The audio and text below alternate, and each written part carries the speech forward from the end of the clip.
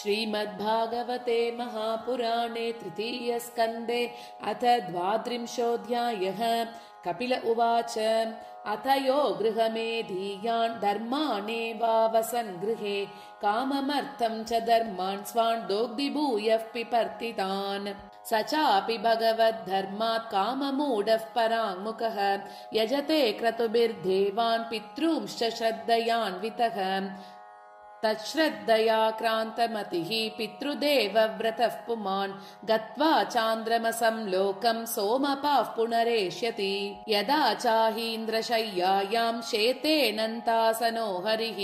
तथा लोकालयं यान्ति तयेते गृहमेदिनाम् ये स्वधर्मान् न दुह्यन्ति धीराः कामार्थहेतवे निस्सङ्गान्यस्तकर्माणः प्रशान्ता शुद्धचेतसः निवृत्तिधर्म निरता निर्ममा निरहङ्कृताः स्वधर्माकेन सत्त्वेन परिशुद्धेन चेतसा सूर्यद्वारेण ते यान्ति पुरुषं विश्वतो मुखं परावरेशं प्रकृतिम् अस्योत्पत्यन्तभावनम् द्विपरार्धावसाने यः प्रलयो ब्रह्मणस्तु ते तावद् अध्यासते लोकं परस्य परचिन्तकाः क्ष्माम्पोणलानिलवियन्मन इन्द्रियार्थ भूतादिभिः परिवृतं प्रतिसञ्जिहीर्षुः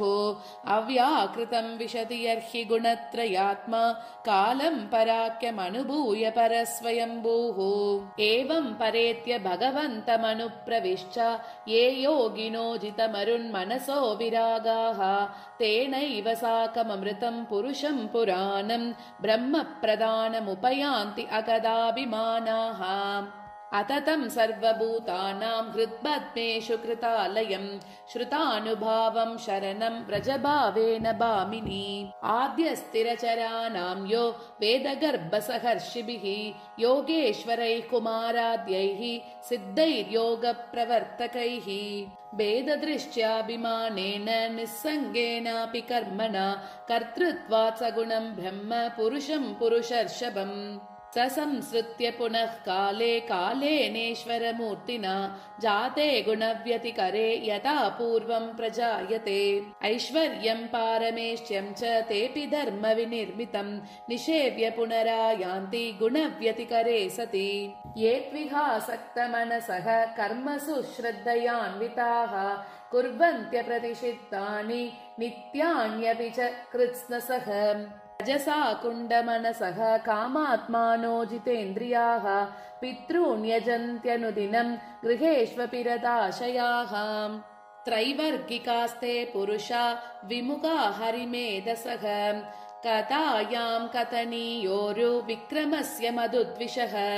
नूनं दैवेन विगता ये चाच्युतकथा सुधाम् हित्वा शृण्वन्ति असद्गाताः पुरीशमिव विड्भुजः दक्षिणेन पतार्यं नः पितृलोकं व्रजन्ति ते प्रजामनुप्रजायन्ते श्मशानान्तक्रियाकृतः ततस्ते क्षीणसुकृताः पुनर्लोकम् इमं सति पतन्ति विवशा देवैः सद्यो विभ्रंशितोदयाः तस्मात् त्वं सर्वभावेन भजस्व परमेष्ठिनं तद्गुणाश्रयया भक्त्या भजनीय पदाम्बुजम् वासुदेवे भगवति भक्तियोगः प्रयोजितः जनयत्याशु वैराग्यं ज्ञानं यद्ब्रह्मदर्शनम्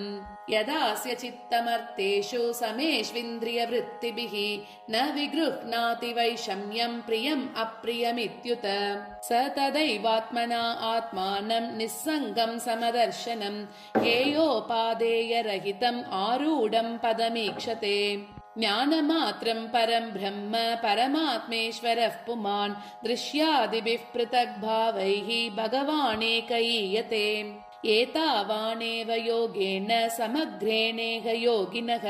युज्यते विमतो ह्यर्थो यत्सङ्गस्तु कृत्स्नशः ज्ञानमेकं पराचीनैः इन्द्रियैर्ब्रह्म निर्गुणम् अवभात्यर्थरूपेण भ्रान्त्या शब्दादिधर्मिणाम् यथा महानहं रूपस्त्रिवृत्पञ्चविधस्वराट् एकादशविधस्तस्य वपुरण्डं जगत्यतः एतद्वै श्रद्धया भक्त्या योगाभ्यासेन नित्यशः समाहितात्मा निस्सङ्गो विरक्त्या परिपश्यति इत्येतत् कथितं गुर्वि ज्ञानं तद्ब्रह्मदर्शनं येनानुबुध्यते तत्त्वं प्रकृतेः पुरुषस्य च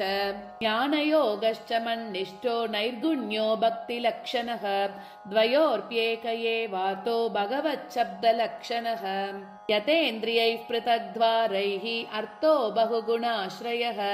एको नानेयते तत्त्वत् भगवान् शास्त्रवर्त्मभिः क्रियया कर्तुभिर्धानैः तपस्वाध्यायमर्शनैः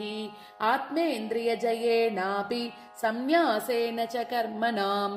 योगेन विविधाङ्गेन भक्तियोगेन चैव हि धर्मेणोभयचिह्नेन